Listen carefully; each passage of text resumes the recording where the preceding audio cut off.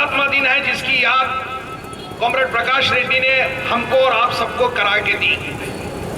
बंबई में दो किस्म के लोग रहते हैं, एक मेहनत करने वाले, पसीना बहाने वाले और जरूरत पड़ी तो यहाँ के समाज के लिए शहीद होने वाले, और दूसरे जो है ये मेहनत करने वालों को, शहीद होकर लड़ने वालों को लूट कर अपने बंगले और बिल्डिंग बनाने वाले लोग रहते हैं। तो बंबई ऐसे दो हिस्सों में बटी हुई है, और हम ये बंटवारे को, जो मेहनतकश इंसान है उसका हक दिलाने का काम 1925 से लेकर कम्युनिस्ट पार्टी करती आई है, और उसके पहले 1920 से जिस आईटक के महासचिव आपके सामने बैठे हैं वो आईटक इस बंबई शहर में करते आया है।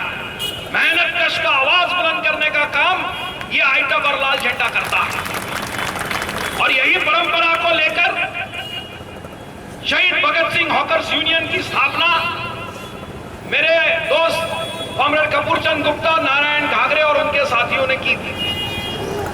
साथियों, ये बंबई में आज सबसे बड़ी रोजगार की उपलब्धि देने वाला अगर कोई प्रोफेशन होगा, कोई व्यवसाय या धंधा होगा तो ये हॉकर्स का है। हॉकर्स कहां से आए हैं? ये सभी बाहर से आया ऐसा मत सोचिए। ये मिल बंद पड़ गई, यहाँ के 3.5-4 लाख मजदूर बेरोजगार हो गए, यहाँ की बड़ी बड़ी फैक्ट्रियां बंद हो गई, वो मजदूर बेरोजगार हो गए, नए रोजगार नहीं मिल रहे, वो बच्चे बेरोजगार हैं, और बाहर से आए हुए लोग हैं ये सभी आज हॉकर्स का काम करते हैं, क्योंकि यही एक बिजनेस बचा हुआ है जो कम पैसे में होता है।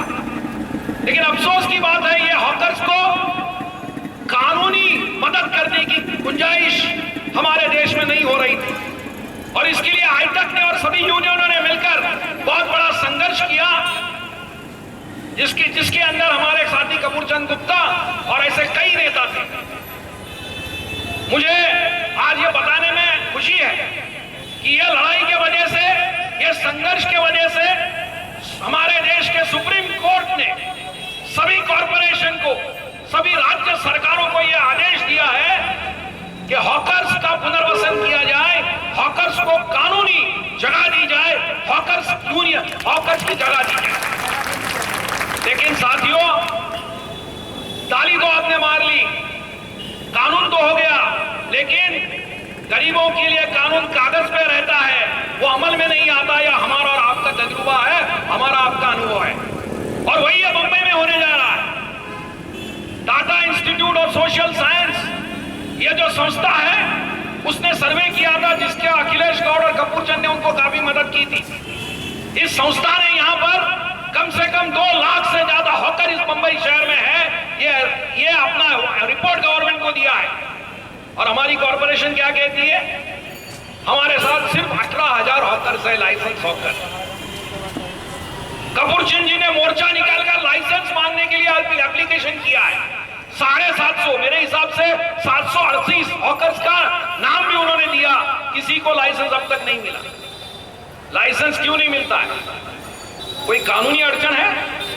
कानूनी अड़चन नहीं है तो हमारे बंबई का सबसे बड़ा धंधा है ये हॉकर्स के पास से पैसा लेकर यहाँ की पुलिस और यहाँ की कॉर्पोरेशन और उनके ऊपर से सभी आमदार खासदार बड़े होते हैं। ये हमारा तजुर्बा, और ये धंधा बंद नहीं होना चाहिए, उसके लिए वो हॉकर्स को लाइसेंस नहीं देते, आपको समझ लीजिए। और ये लड़ाई के खिलाफ कपूर चंद लड़ता था, ये लड़ाई हमारे नारायण घाघरे करते थे, उसके लिए वो मेहनत का शवाम के नेता थे, और इसीलिए उनको रास्ते में से हटाने की साजिश 1 साल पहले यहाँ पर की गई, और उनका खून किया गया कॉमरेड कपूर चंद गुप्ता का।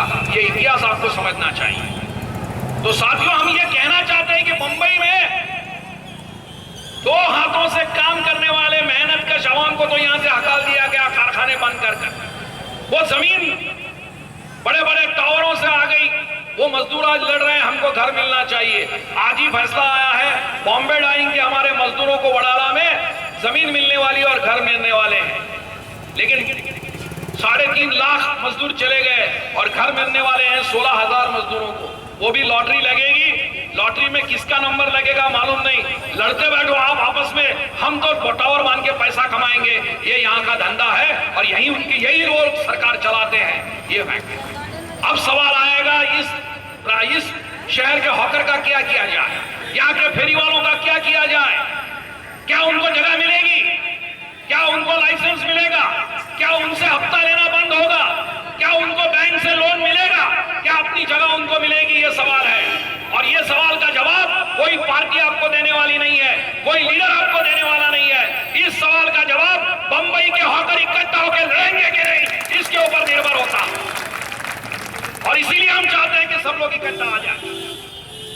हमने गुरदास दास गुप्ता ने जब से आज तक क्या दौर संभाला है, इस देश के मजदूरों में एक लहर सी दौड़ गई है।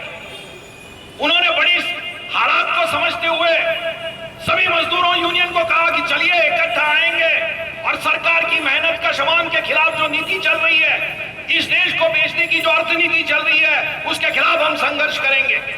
और देखते देखते हम कई मोर्चे निकले, सभी यूनियन इकट्ठा आ गई। और पिछले 20 और 21 फरवरी को आपने देखा होगा कि हिंदुस्तान के 10 करोड़ मजदूरों ने हड़ताल किया, हमने भी यहां पर लड़ाई की। और 12 दिसंबर को फिर से 3-4 लाख मजदूर हिंदुस्तान के पार्लियामेंट में जाने वाले हैं, ये ताकत लेके जाने वाले हैं।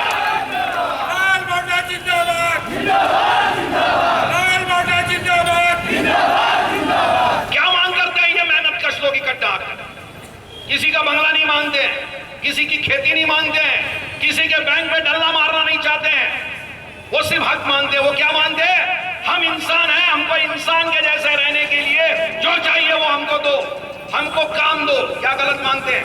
महंगाई को कम करो, क्या गलत मांगते हैं? वो कहते हैं हमको रहने को घर दो, क्या गलत मांगते हैं?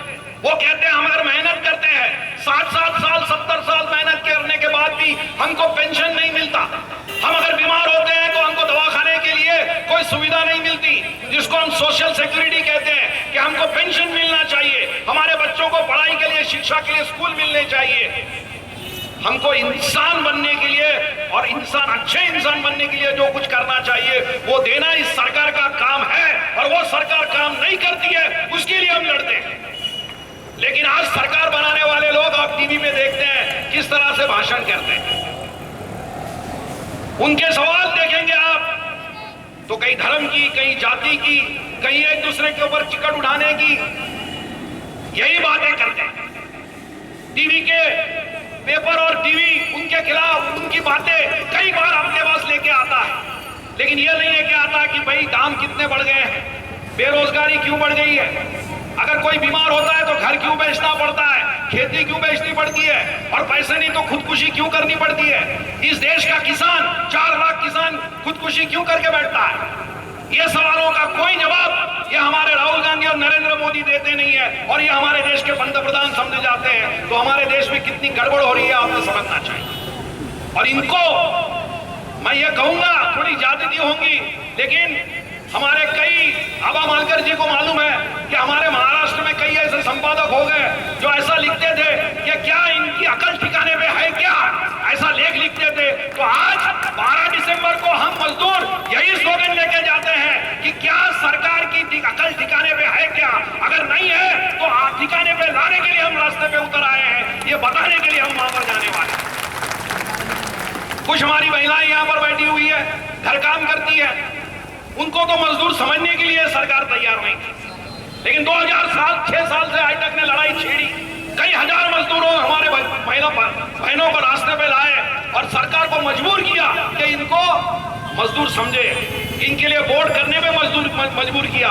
लेकिन अब वो बोर्ड की तरफ से इनको क्या क्या मिलेगा उसके लिए भी हमको लड़ाई करनी पड़ती है। तो बगैर लड़ाई के यहाँ का मेहनत का आवाम जिंदा नहीं रह सकता है।